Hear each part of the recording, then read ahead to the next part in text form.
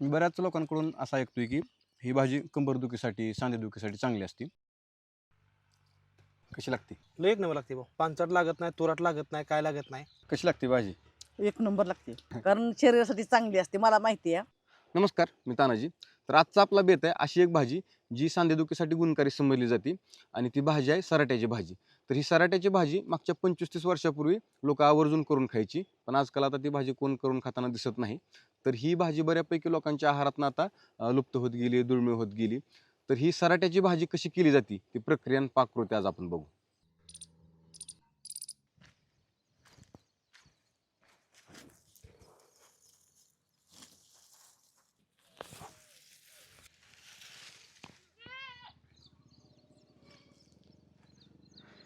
ही सराटा तनवर्गीय वेल वनस्पती आहे. ही जसं आपल्या शरीराला फायदा येतं तसा थोडा त्रास पण आहे. का तर ह्याला असतात काटं आणि ही काटं असतात बोंडसासारखं. ही जसं बोंडूस निबार होईल वाळल तसं फुटतं आणि 5-6 ह्याचं काटं वेगवेगळं होत्यात आणि ती काटं सहजासहजी रानात आपल्या डोळ्याला दिसत नाहीत का तर ती मातीच्या रंगाचं असतात, त्यामुळे ती सहज दिसत नाहीत आणि ही काटं आपल्या हातात पायात बुडतात आणि एकदा बुडलं की निबार चालतात ही काटं.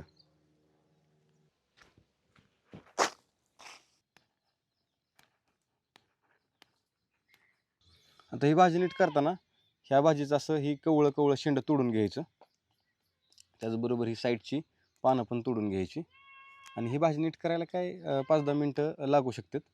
फक्त भाजी नीट करताना एक काळजी घ्यायची, ह्या भाजीला असतात काटं. ह्या आता ही बोंडसासारखं काटं, तर ही काटं लय कारे असतात. तर ती भाजी नीट करताना आपल्या हातात बुडू शकतात, मोडू शकतात आणि एकदा काय ते काटं बुडलं की तिथं लय दुखतं, लय सलतं. त्यामुळं थोडं काळजीपूर्वकच ही भाजी नीट केली पाहिजे.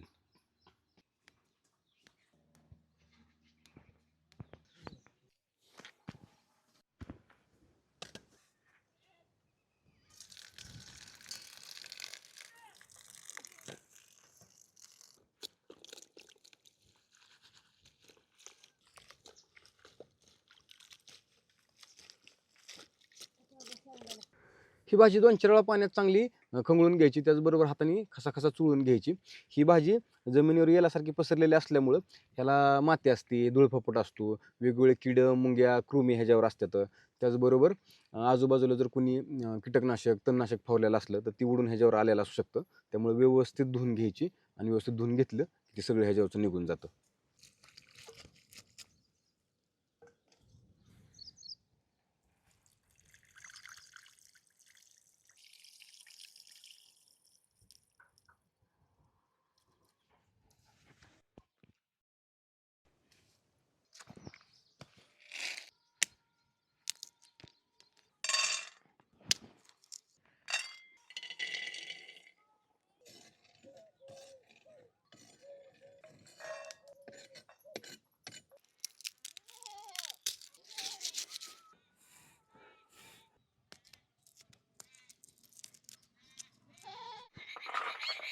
ह्या भाजीला फोडणी द्यायला जास्त काही साधन सामग्री लागत नाही, माल मसाला लागत नाही. जशा आपण मोकळ्या भाज्या करतो, मेथीच्या असेल, शेपूच्या असेल, तांदूळच्या असेल आणि त्याला जेवढं आपण साहित्य टाकतो तेवढंच साहित्य ह्याला पण लागते.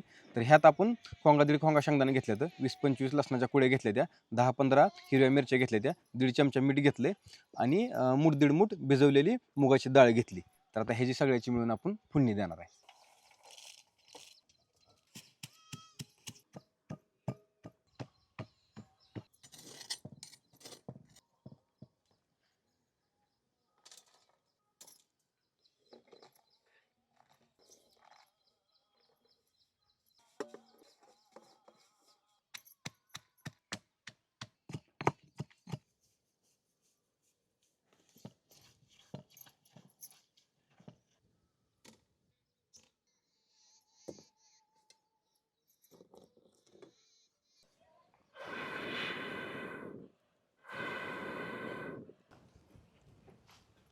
आता 2 पळ्यात तेल ओतायचं. तेल चांगलं गरम होऊन द्यायचं आणि तेल गरम चांगलं झाल्यावर त्यात मिरची टाकायची.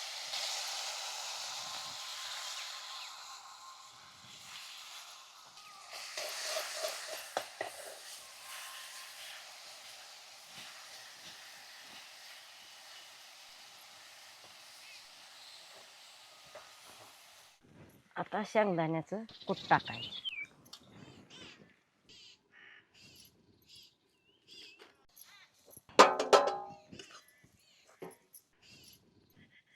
आता भाजी टाकायची.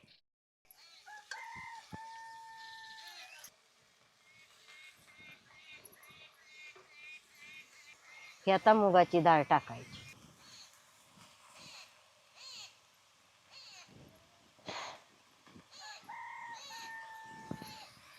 आता ही चांगली परतून घ्यायची.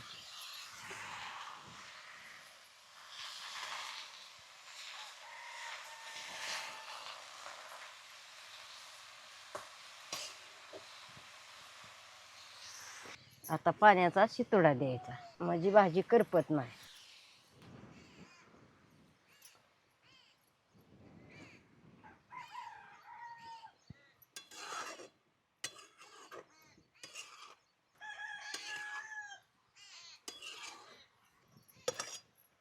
आता चांगली परतली, आता झाकून ठेवायची.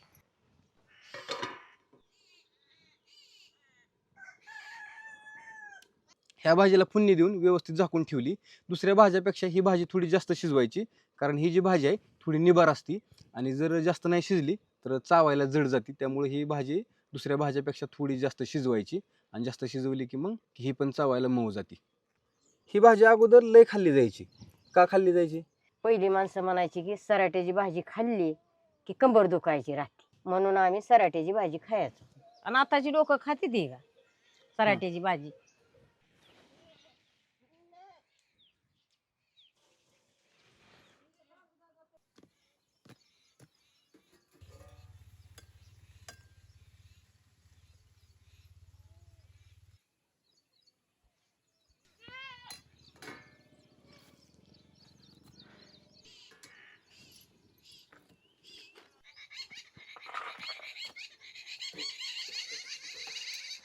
आता आपली भाजी शिजली, पण आता लगेच आपण जेवायला बसणार नाही, का तर आज आपल्याकडे पाहुणे जेवायला येणार आहेत. आणि ही जी पाहुणे येणार आहेत ही पाहुणं बऱ्यापैकी सगळ्यांच्या ओळखीचं असावं. तर आता आल्यावर कळलंच ती पाहुणं कोण आहेत. तर आलं की पाहुणं आणि आपण सगळे मिळून जेवायला बसू. मगाशी जे मी म्हणलं होतं की आपल्याकडे जेवायला पाहुणे येणार आहेत, तर ही पाहुणं आहेत. ह्या पाहुण्याला सगळेजण ओळखत असाल. MS45 रायडर हा अख्ख्या महाराष्ट्रात तर फिरतोयच, पण महाराष्ट्राच्या पलीकडे पण जाऊन आलाय. जवळपास तू किती 15-20 हजार किलोमीटर जाऊन आला? 39,000 किलोमीटर 39,000 किलोमीटर किलोमीटर जाऊन आलाय. आतापर्यंत 3 देश फिरलोय ना. हा. आतापर्यंत आपण अयोध्या, केदारनाथ, बद्रीनाथ, ऋषिकेश, हरिद्वार, यमुनोत्री, गंगोत्री, लेह लडाख, जम्मू काश्मीर, राजस्थान, जयपूर, नेपाळ, काठमांडू, पशुपतीनाथ, मुक्तीनाथ, दार्जिलिंग, सिक्कीम, गँगटॉक, बाबाधाम, नाथुला, थिम्पू, भूटान, गुवाहाटी, आसाम, कामाख्या, अरुणाचल, तवांग असं भरपूर फिरलो आपण. अरे थांब जरा. जपच लावला होता अरुणाचल हे ते मध्य प्रदेश जप. तेच की सगळं त्याचं पाठांतर लय चांगलं आहे. तू सिनेमात ये भाऊ, असे सिनेमात लय गरज आहे पाठांतरवाल्यांची. आणि विशेष म्हणजे ह्याचं कौतुक, हा सायकलवर सगळा प्रवास करतोय आणि सायकल मला पहिल्यापासूनच आवडते.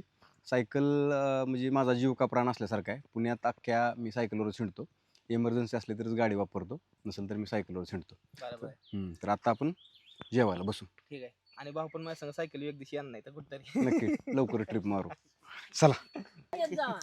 मी गावाकडे मी लय कमी असतो या. मी आता 3 महिन्यात ना का परवाशी घरी आलो मी 3 महिन्यात ना. गणपा, ही भाजी आहे सराट्याची भाजी. खाल्ली का कधी? भाऊ मी बघितली पहिल्यांदा, खरं सांगतो बरं का, शपथ घेऊन सांगतो, हे बघितलीच पहिल्यांदा भाजी मी. नाही, मी आतापर्यंत नुसतं काय सराट टोचल्याला बघितली, आता आज खातो मी पहिल्यांदा. आज मी ह्या सराट नाही ना. सराट नाही ती सराट्याची भाजी आहे, सराट्याची पान आहे ती. पान आहे ते. गुडघ्याला ही तर आजाराला एक नंबर चालती भाजी. होय का? कमरेला एक नंबर चालती भाजी. लोक जी गोरपड खाते ते हे लय भारी मग म्हणायचं. हा, गोरपडीपेक्षा भारी आहे. ज्यांना नॉनव्हेज चालत नाही किंवा जी मांसाहार करत नाही ती, हा. त्यांच्यासाठी ही व्हेज भाजी. एक नंबर. हा, कमरेला आणि गुडघ्याला. तुम्ही खाल्ली का सराट्याची भाजी? नाही, कधीच नाही. हा. पहिल्यांदाच खातोय. हा. पण ऐकून आहे हा. सराट्याची भाजी ही कमरेला, गुडघ्याला आणि संधिवात त्याला हा. सुद्धा चालते ही.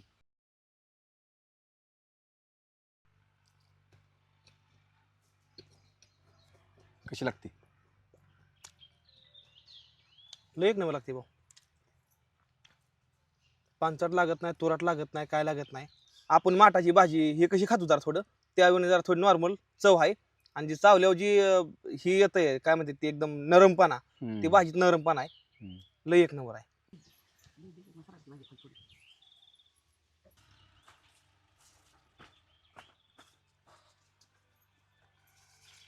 कशी लागते?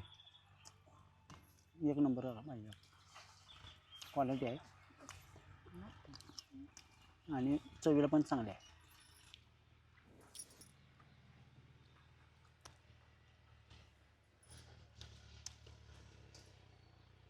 कशी लागते भाजी? एक नंबर लागते. मला जेवायचं नव्हतं तर मी ह्या भाजीसाठी जेवाय बसले. कारण शरीरासाठी चांगली असते मला माहिती आहे. भाजी बघितलं म्हणजे टोपणार का नाही, थोडी तर घेतीच. आणि जेवायला बसली.